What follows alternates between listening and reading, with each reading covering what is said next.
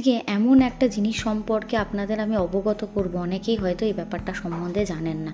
কারণ বেশিরভাগ মানুষেরই আজকালকার দিনে কিন্তু ইএমআই বলুন, লোন বলুন বা অর্থাভাব কিন্তু লেগেই রয়েছে। যাই করুন না কেন জীবন থেকে অর্থাভাব দূরীভূত হচ্ছে না।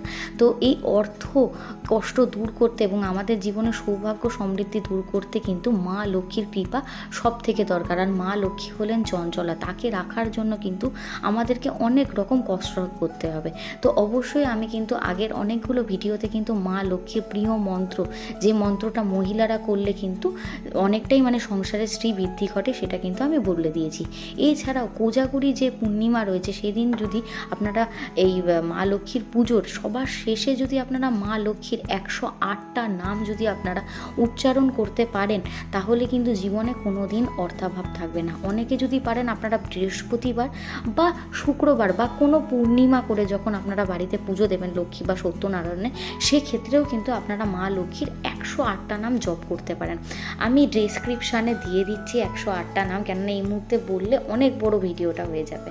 আর তাছাড়াও আমি স্ক্রিনেও লিখে দিলাম, আপনারা দেখে আপনারা একটা জায়গায় লিখে নেবেন। অবশ্যই আপনারা কিন্তু যে যে দিনগুলো বললাম, বা ধনতেরাসের দিনেও আপনারা কিন্তু করতে পারেন, বা অলক্ষ্মী পুজো অনেকে করে থাকেন দীপাবলির দিন, সেদিনকেও কিন্তু আপনারা এই কাজটা করতে পারেন। তো মা লক্ষ্মীর 108টা নাম জপ করলে কিন্তু বলা হয় যে জীবন থেকে সব রকম অর্থকষ্ট দূর হয়ে যাবে, এবং যাদেরই এই ধরনের প্রবলেম সব সময় লেগে রয়েছে, তাদের জীবন থেকে কিন্তু এই প্রবলেমগুলো চলে যাবে। তো অবশ্যই করতে ভুলবেন না। আর কমেন্টে যতটা পারবেন বেশি বেশি করে কিন্তু জয় মা লক্ষ্মীর জয় লিখতে কিন্তু একদমই ভুলবেন না।